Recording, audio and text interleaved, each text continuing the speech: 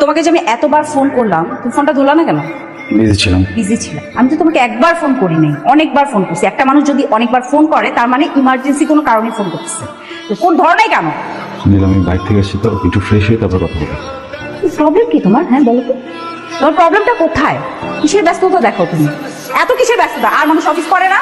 এত ব্যস্ততা আমাকে দেখাও না। তুমি একে তো আমার ফোন ধরো নাই, আমি 21টা বার কল করছি, অনেক 21 বার। তুমি কল ব্যাক পর্যন্ত করো নাই। তোমাকে বলতে হবে যে কেন ফোনটা ধরো নাই। নীলা, আমার অফিসে আজকে বসের সাথে ঝামেলা হয়েছে, তো আমি তোমার সাথে একটু পরে কথা বলবো। পরে আমি শুনবো না তো, তুমি আমাকে এখনই কারণটা বলো। শুনবো তুমি এখন বলো আমাকে। হ্যাঁ, আমি কি শুনতে যাচ্ছ যে আমি অফিসের কথা বলে বাইরে গিয়ে আরেকটা মেয়েকে নিয়ে ঘুরে বেড়াচ্ছি? এই জন্য তোমার ফোন ধরি না। আমি আরেকটা সংসার করতেছি, ওখানে আমার বাচ্চা কাচ্চা আছে, আমি ওইখানে যে পড়ে থাকি, এই জন্য তোমার ফোন ধরি না। খুশি? একটা মানুষ ফোন নাই ধরতে পারে। নীলা, কি করো ফ্যামিলির জন্য তুমি? তোমার একজন মানুষ হিসেবে, একজন ফ্যামিলি মেম্বার হিসেবে ফ্যামিলিকে অফার করবো কি আছে? তুমি কি করো? হ্যাঁ, আমার সাথে খাও, আমার সাথে ঘুমাও, আর কি করো? কখনো আমার ফাইন্যান্সিয়াল যে প্রবলেমগুলো আছে এগুলো জানার চেষ্টা করছো? আমার মেন্টাল যে প্রবলেমগুলো আছে এগুলো সলভ করার চেষ্টা করছো? আমার বসের জানি শুনছো কখনো? বিয়ের পরে বলছো তুমি আলাদাভাবে একটা সংসার চাও, জাস্ট আমার সাথে থাকতে চাও। চাও না এখানে কেউ থাকুক। সারা জীবন বাপ মায়ের সাথে থাকছি, তাদেরকে পাঠিয়ে দিয়েছে আরেকটা জায়গায়। দুইটা বাসা মেনটেন করতেছি না, দুই জায়গায় আলাদা আলাদা বাজার করতে হইতেছে। কারণ ভাবো যে দুইটা ফ্যামিলি এই শহরে চালানো কতটা কঠিন। একটা মানুষ সারাটা দিন কুকুরের মতো পরিশ্রম করার পর যখন বাসা আসে, তার সাথে অ্যাটলিস্ট দুইটা ভালো কথা বলে তাকে পানি তো খাওয়াতে পারো নাকি? নাকি তোমার ফোন কেন ধরি না, এটার উত্তর আমাকে আগে দিতে হবে। আমি তোমার ফোন ইচ্ছে করে ধরিনি। আমি তোমার ফোন ধরি নাই বিকজ আমি জানতাম যে এই বাজে আচরণটা আমি করবো তোমার সাথে, কারণ আমার মানসিকতা ঠিক নাই। হ্যাঁ, আমার ভিতর সিচুয়েশন তো ঠিক নাই, অফিসে ঝামেলা হয়েছে। আমি জন্য চাই নাই যে আমি তোমার ফোনটা ধরি, কারণ আমার ফোনটা ধরলে আমি জানতাম এরকম কিছু হবে। এইটাই করতে চাই নাই আমি, এইটাই আমাকে তুমি করাইলা। নীলা, নীলা দেখো, আমি খুবই সরি, খুবই সরি। এটা চাই নাই। হ্যাঁ হ্যাঁ, বালের কথা বলেন আপনি? হ্যাঁ, একটা বছর কুত্তার মতো খাটাই দিয়েছেন পুরো কোম্পানি আমাকে, এখন এসে বলতেছেন এটা হবে না মানে কি? না, আপনি বসের সাথে কথা বলেন, এইভাবে ফালতু কথা বলে তো আমার সামনে হবে না ভাই। আপনি না ব্যাপারটা বুঝতেছেন, মানে আমার একটা ফ্যামিলি আছে, আমার নিজের কিছু চাওয়া পাওয়া আছে, আমার কিছু ইচ্ছা আছে, আমার কিছু স্বপ্ন আছে ভাই। আর এই জিনিসটা যদি না হয় আমার সবকিছু একসাথে শেষ হয়ে যাবে ভাই।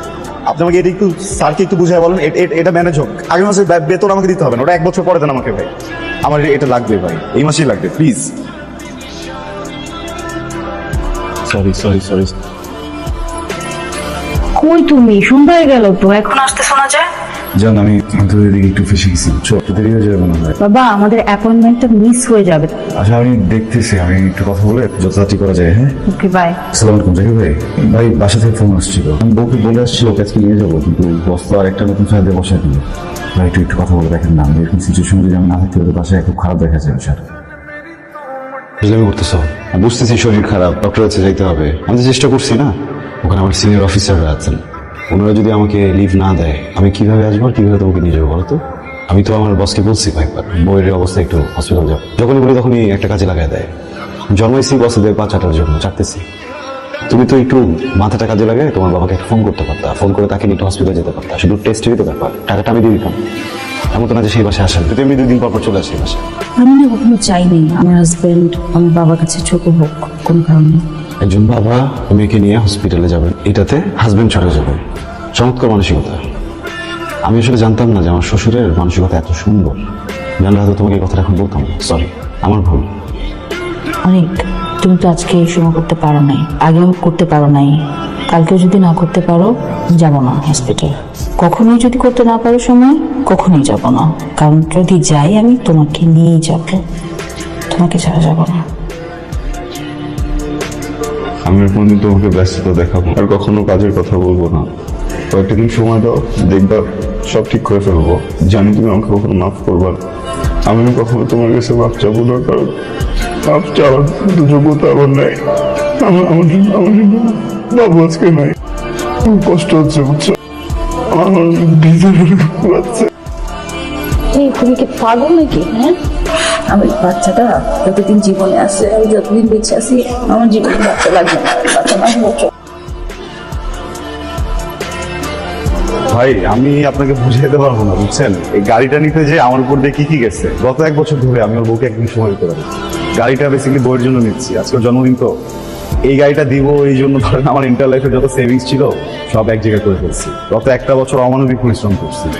বসকে বলছিলাম যে একটা ব্যাংক লোন নিয়ে দেওয়ার জন্য, ফাইনালি আজকে স্যার আপনাকে আর এসব নিয়ে কোনো চিন্তা করতে হবে না, আমরা আপনার ওয়াইফের গাড়িটা রেডি করে রেখেছি। আপনি চলুন, আপনাকে বুঝিয়ে দিচ্ছি। চলুন তো। হ্যালো, কোথায় তুমি? একটু কেনাকাটা করতে বের হয়েছিলাম। কি একটা অবস্থা বলো তো, নিজের জন্মদিন অথচ নিজেকেই সবকিছু কিনে আনতে হইতেছে। শোনো, অনেক বড় একটা সারপ্রাইজ নিয়ে তোমার জন্য আমি আসতেছি। কি সারপ্রাইজ? এখন সবকিছু বাদ দিয়ে আগে হচ্ছে গিয়ে বাসার দিকে যাও, ঠিক আছে? ওকে, ডান, বাই।